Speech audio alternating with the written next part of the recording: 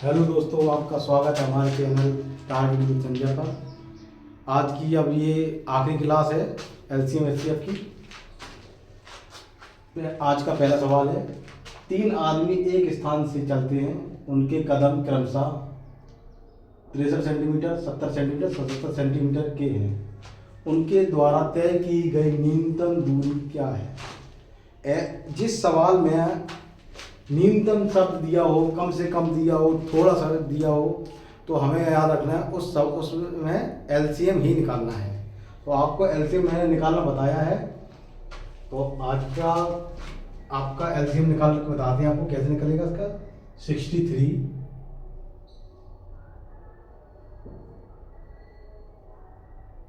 70, 77, 63, 70 और 77 का आपको एलसीएम निकालना है।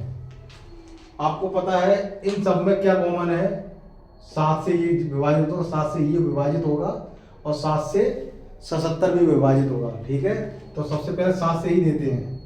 7 निम 63, 7 धाम 70 और 11 सत्ते 77। ये बात आपको समझ में आई? अब आपको दिख रहा होगा इनमें कुछ कॉमन नहीं है। 9, 10, 11 में कोई भी कॉमन नहीं है। वैसे तो हम ऐसे लिख सकते हैं, लेकिन आपको करने के लिए बता देते हैं, कुछ लोगों को नहीं समझ में आएगा, इसलिए 9 से पहले देंगे डायरेक्ट। 9 एकम 9, 10 की जगह 10 और 11 की जगह 11 और 10 की जगह 10 हम इसलिए लिखते हैं क्योंकि 9 से इसमें भाग नहीं जाएगा, तो नहीं जाएगा तो वैसे ही उतारते हैं। 9 से 11 में भाग नहीं जाता तो वैसा का वैसे ही उतारते हैं। कुछ लोग समझते हो क्यों उतारते हैं, इसलिए उतार लेते। ठीक है, अब यहाँ 10 बचा है, 10 से देंगे 1, 10 एकम 10, इसमें भाग नहीं जाएगा तो 11 का 11 और यहाँ बचा है 11, तो 11 देंगे 1 की जगह 1, 1 की जगह 1, यहाँ पे आ जाएगा 1। अब हम इसका मल्टीप्लाई करते हैं। 7 गुणे 9 गुणे 10 गुणे 11। अब मल्टीप्लाई करते हैं। 11 सत्ते 77, 11 सत्ते 77 और गुणे 10 770 गुणे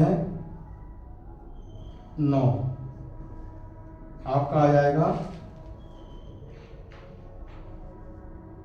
0 का 0, 7 में 63 की 3 और 9 सत्ते 63 और 6 69।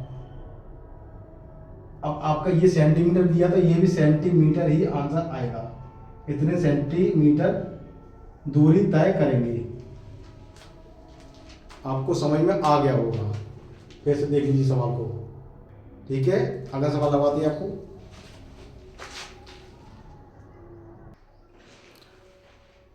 आज का दूसरा सवाल है आपका, 3 टैंकरों में क्रमशः 403 लीटर, 434 लीटर और 465 लीटर डीजल है।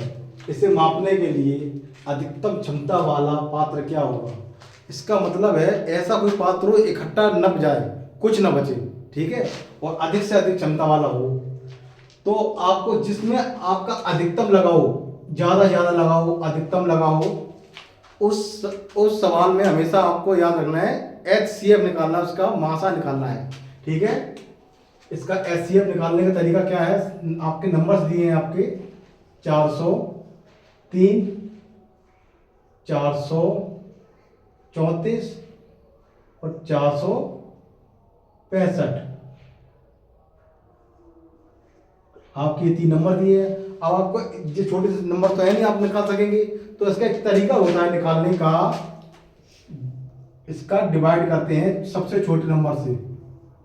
इन सब में सबसे छोटा नंबर ये है, तो इससे जो बड़ा नंबर हो उसे डिवाइड करेंगे। 4, 3, 4। अब इसमें आप डिवाइड करेंगे, एक बार जाएगा 4, 0, 3, कितना बचेगा? 31 बचेगा। 31, फिर ये वाला सीधा अंदर पहुंच जाएगा 403। अब 31 से इसका डिवाइड करेंगे, कितने बार जाएगा? लगभग 12 बार, लगभग 13 बार जाएगा। 13 एकम 13 की 3, 13 39 और 40। ये पूरा पूरा डिवाइड हो गया। अब इसका डिवाइड करेंगे चेक करने, वैसे तो मुझे हमें पता चल चुका है कि हो सकता है 31 ऑप्शन में होगा 31, लेकिन अगर चेक ही करना है इसका भी डिवाइड हम इसमें देके देखेंगे। ठीक है, चलते हैं, ये बात सवाल करते हैं। 31 दूसरा नंबर क्या है 465 एकम 31 क्या बचा यहाँ पे 55, 5 बार जाएगा सीधा सीधा दिख रहा है 155, पूरा पूरा डिवाइड हो गया। इसका मतलब इसका HCF होगा, HCF बराबर 31।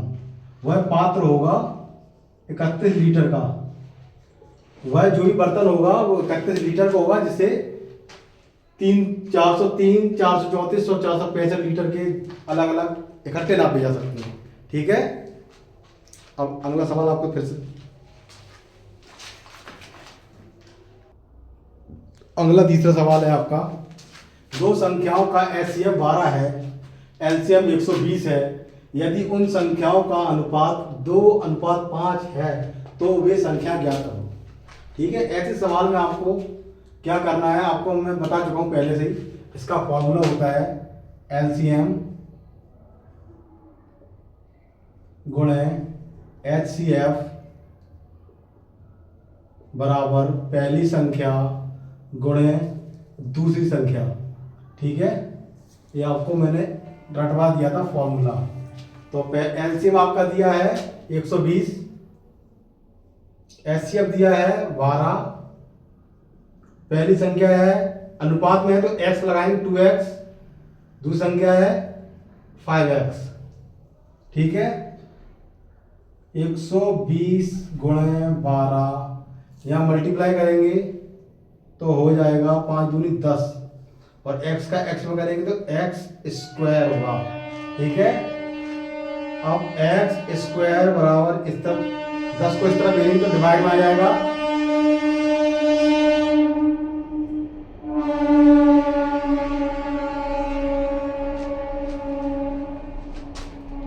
बिंदी से बिंदी का 12 गुणे 12 होता है 144,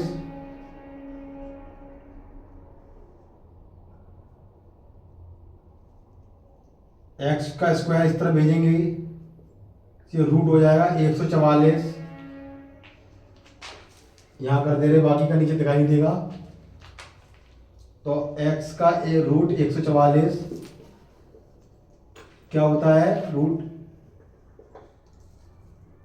ये किसका वर्गमूल है 12 का, तो ये हो जाएगा 12। x का मान 12 आ गया, संख्या पूछी है, ये 12 की वैल्यू इसमें रखेंगे, पहली संख्या आ जाएगी आपका 12 गुणे 2 बराबर हो जाएगा 24, दूसरी संख्या हो जाएगी आपकी 12 गुणे 5 बराबर हो जाएगी 60। तो ये दो संख्या हो गई आपके आंसर, पहली संख्या हो जाएगी 24 और दूसरी संख्या हो जाएगी 60।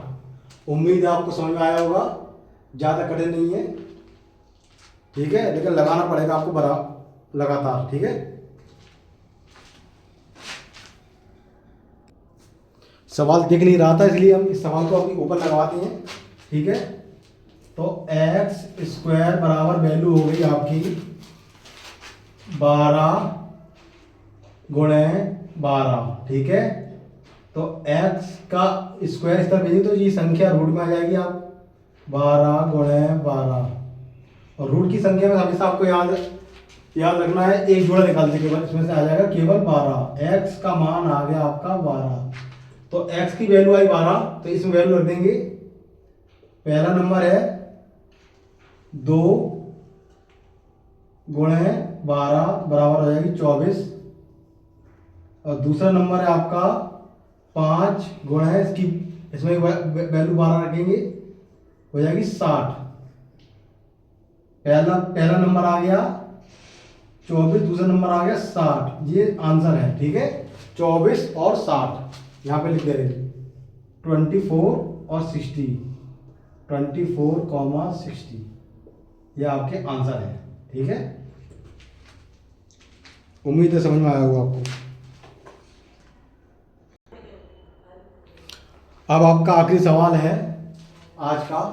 3 खेत जिनका क्षेत्रफल क्रमशः 165, 195, 285 वर्ग मीटर है, इनको बराबर क्षेत्रफल की क्यारी बांटना है। यदि चौड़ाई 3 मीटर है तो लंबाई ज्ञात कीजिए। अधिक से अधिक ऐसी लंबाई हमें ज्ञात बतानी है जो बराबर की क्यारी बन जाए हमें, ठीक है। तो अगर इसमें हमें इसका एचसीएफ निकालना, बड़ी से बड़ी का मतलब क्या होता है एचसीएफ, इसका एचसीएफ निकालना पड़ेगा, आपको पता है, ठीक है। एचसीएफ निकालने के लिए हमने आपको बताया है डिवाइड विधि। डिवाइड विधि 165 का डिवाइड देंगे हम, सबसे पहले नंबर लिख लेते हैं, कॉमा 195, कॉमा 285, ठीक है। अब डिवाइडेशन विधि क्या होती है, भाग विधि से एचसीएफ निकालने का